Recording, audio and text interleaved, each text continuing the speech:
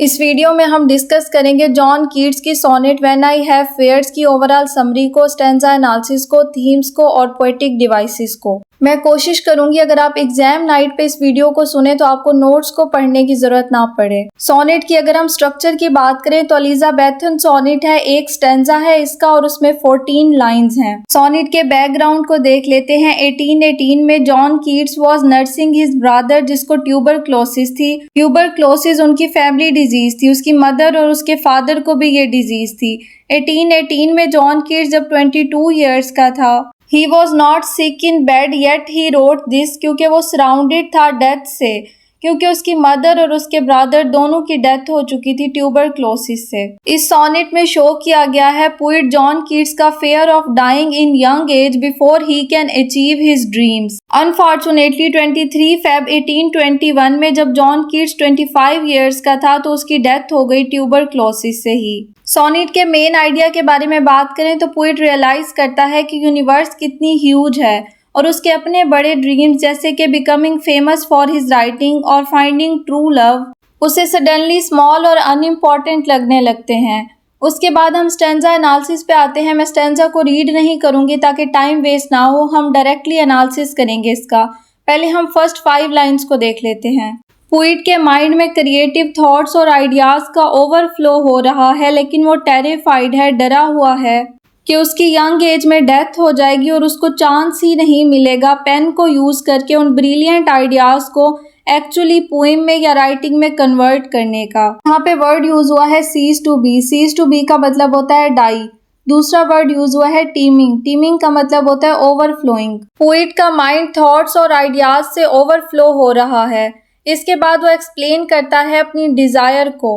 वो मरने से पहले बहुत सारी बुक्स लिखना चाहता है और वो कंपेयर करता है इन बुक्स को लार्ज स्टोरेज स्पेस के साथ, ऐसी स्पेस जो फिल है हार्वेस्ट ऑफ वीट से, वीट की फसल से। बेसिकली वो अपने क्रिएटिव थॉट्स और आइडियाज को जो उसके माइंड में ओवरफ्लो हो रहे हैं वो उनको कह रहा है एक वैल्यूएबल क्रॉप की तरह, जिसको वो डेस्परेटली गैदर करना चाहता है और कंप्लीट करना चाहता है बिफोर टाइम एंड्स। उसके माइंड में जितने भी थॉटफुल आइडियाज हैं मरने से पहले वो उनको राइटिंग में कन्वर्ट करना चाहता है। उसके बाद पोएट नाइट स्काई को देखता है। क्लाउड्स और नाइट स्काई उसे एक माइस्टीरियस साइन की तरह लगते हैं, हिंट की तरह लगते हैं। किस चीज का हिंट?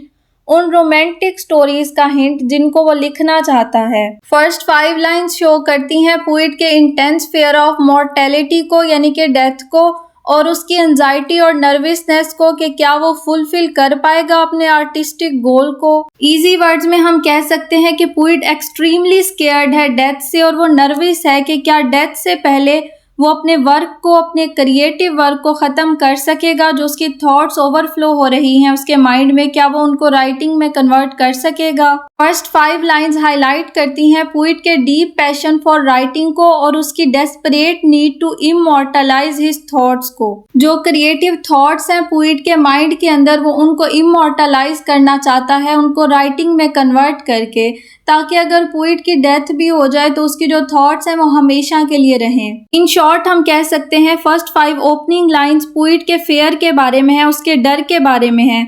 वो कहता है कि उसकी लाइफ इतनी लॉन्ग नहीं है कि वो एंडलेस ब्यूटी और क्रिएटिव आइडियाज के बारे में लिख सके। 6 to 10 लाइंस पे आते हैं। इसमें है fair creature of an hour, जो कि रेफर करता है someone poet loves deeply. Poet deep और पेनफुल फेयर फील करता है क्योंकि वो अफ्रेड है कि he will never see this person again, जिससे वो लव करता है। क्योंकि पोएट अफ्रेड है कि उसकी यंग एज में डेथ हो जाएगी और वो उससे सेपरेट हो जाएगा। उसके बाद पोएट बात करता है इन लाइंस में प्योर और नेचुरल काइंड ऑफ लव के बारे में, ऐसा लव जो इंस्टेंटली हो जाता है, जिसे डीप थिंकिंग या क्वेश्चनिंग की रिक्वायरमेंट नहीं होती। उसके बाद पोएट अपनी पर्सनल लाइफ की वल्नरेबिलिटी के बारे में बात करता है। वो अपनी अनफिनिश्ड राइटिंग के बारे में परेशान होना छोड़ देता है जब वो रियलाइज करता है कि उसकी लव लाइफ इतनी फ्रेजाइल है कि एक दिन वो उस शख्स से सेपरेट हो जाएगा जिससे वो लव करता है। डेथ उन दोनों को सेपरेट कर देगी। जब पोएट अकेला होता है तो वो 2 चीजों के बारे में सोचता है जिनके बारे में वो सबसे ज्यादा केयर करता है। पहली चीज फाइंडिंग ट्रू लव और दूसरी becoming a famous respected writer. वो सोचता है कि उसके पर्सनल गोल्स जैसे कि फाइंडिंग ट्रू लव और बिकमिंग अ फेमस राइटर अब उसके लिए लेस अर्जेंट हो गए हैं, अब उतने मैटर नहीं करते जितने पहले करते थे, क्योंकि वो यूनिवर्सल फैक्ट के बारे में सोचता है कि एवरीवन डाइज, जिसके बाद उसका dream of love and fame जो होता है वो फेड अवे हो जाता है और कम्प्लीटली एम्प्टी फील होता है। लास्ट 11 to 14 लाइन्स को देख लेते हैं। पोइट को डेथ का इतना फेयर है कि वो इमेजिन करता है standing at the edge of world. वो शो करना चाह रहा है कि he is at scary lonely point, जहाँ पे उसकी लाइफ एंड हो जाएगी एंड माइस्ट्री ऑफ डेथ शुरू हो जाएगी। इस मोमेंट में वो सोचता है कि उसके पर्सनल गोल जैसे कि फाइंडिंग ट्रू लव और बिकमिंग फेमस राइटर अब लेस अर्जेंट हैं। पहला थीम है the fear of dying. Poet का माइंड ओवरफ्लो हो रहा है क्रिएटिव थॉट्स और आइडियाज से और वो इनको कन्वर्ट करना चाहता है राइटिंग में, लेकिन वो अफ्रेड है, स्केयर्ड है। उसे लगता है कि उसकी यंग एज में डेथ हो जाएगी और वो अपने क्रिएटिव वर्क को फिनिश नहीं कर सकेगा। सेकेंड थीम है फीलिंग ऑफ लोनलीनेस। जैसे कि पहले ही हमने सोनेट की लास्ट लाइंस में पढ़ा है कि पोइट इमेजिन करता है standing at the edge of world.